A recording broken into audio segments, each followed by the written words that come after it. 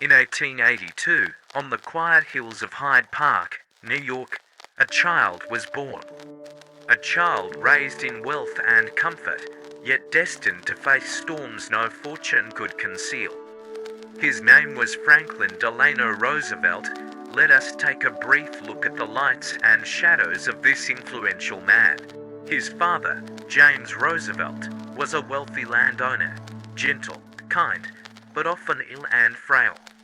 His mother, Sarah Delano, strict and commanding, devoted all her attention to her only son. She taught Franklin discipline, confidence, and a sense of superiority. She instilled in him the belief that he must always be prepared to lead. Franklin grew up among green gardens and vast libraries. Family trips to Europe exposed him to other cultures. He learned French and German, and within him a whisper grew, "You were made for something great." Years later, at Harvard University, he studied history and glimpsed his future in the mirror of the past. Among students, he was well-dressed and charming, not a scholarly genius, but distinguished by his confidence and ability to connect with people. Law at Columbia felt lifeless, but politics burned like fire in his soul. In 1905, he married Eleanor Roosevelt, his distant cousin and niece of then-President Theodore Roosevelt. Eleanor was thoughtful and independent. Together they had 6 children, though one died in infancy. Franklin's rise in politics was swift. In 1910, he entered the New York State Senate and quickly drew attention. In 1913, President Woodrow Wilson appointed him Assistant Secretary of the Navy. With energy and vision, he modernized the fleet, gaining experience that would later serve him as Commander-in-Chief. But in the summer of 1921, fate struck hard at Campo Bello. Polio took his legs. Many thought it was the end. Yet with iron will, he rose again. He was rarely seen in public using a wheelchair, though he never walked unaided again. At Warm Springs, he built a center for polio patients, offering them hope. His illness, instead of defeating him, turned him into a symbol of resilience. In 1928, he became governor of New York. He brought reforms, gave farmers and workers hope. When the Great Depression shattered America in 1929, Roosevelt was ready to lead the nation out of darkness. In 1932, amid streets filled with unemployment and despair, he became president. From March 4, 1933 to April 12, 1945, Roosevelt served as President of the United States. The only president elected 4 times, in 1932, 1936, 1940, and 1944. A Democrat, he was the 32nd President of America, and in 1943 became the first US President to travel by airplane to attend the Casablanca Conference. By the early 1930s, America was drowning in despair. Factories silent, streets lined with endless queues. Unemployment soaring to an unprecedented 25%. Deflation, falling prices signaled an economy gasping for breath. The population, about 125 million, looked to the future with anxious hope. Roosevelt entered with the New Deal, an architect of hope. Dams and roads were built, libraries and art projects flourished. And for the first time, government directly shaped the economic lives of its people.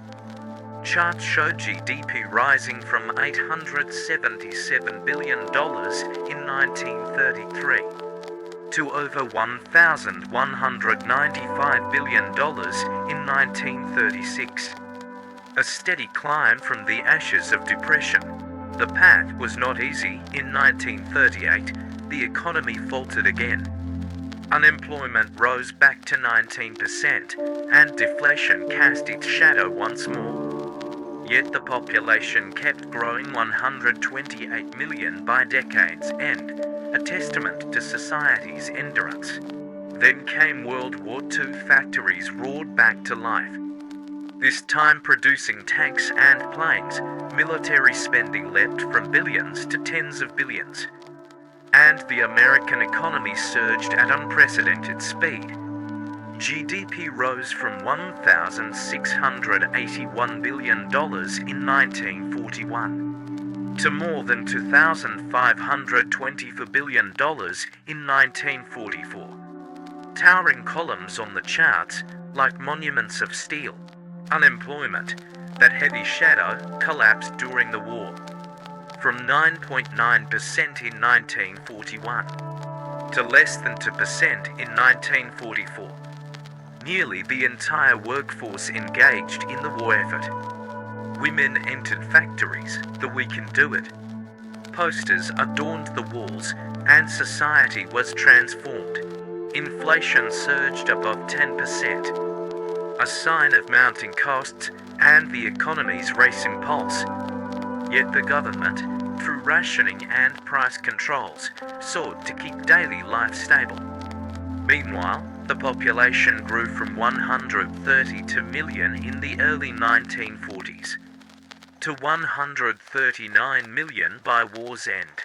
In his first inaugural address, Roosevelt declared, "The only thing we have to fear is fear itself." His words cut through silence like light in darkness. Through the New Deal, banks regained trust. Farmers returned to their fields, workers to their factories. Families gathered by the fire at night, listening to their president's voice on the radio, explaining crises, calming hearts. Yet shadows remained. Roosevelt tried to reshape the Supreme Court with new judges, a move known as court packing, seen by many as a grasp for power. He ordered the internment of over 100,000 Japanese Americans, a dark stain on America's human rights record. To preserve Southern support, he avoided anti-lynching laws, a silence that left many lives in peril. And as reports of the Holocaust emerged, his response was limited. History still asks why he did not do more. The world burned in war. At first, Roosevelt kept America neutral. But after Japan's attack on Pearl Harbor, history turned. In December 1941, he stood before Congress and declared, "Yesterday, December 7, 1941, a date which will live in infamy." His words rang like a bell, summoning a nation to arms. There is no blinking at the fact that our people, our territory, and our interests are in grave danger.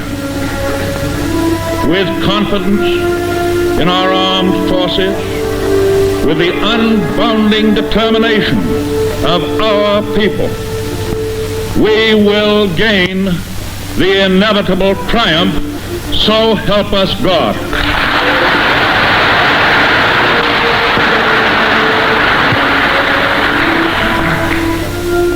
I ask that the Congress declare that since the unprovoked and dastardly attack by Japan on Sunday, December 7th, 1941, a state of war has existed between the United States and the Japanese Empire.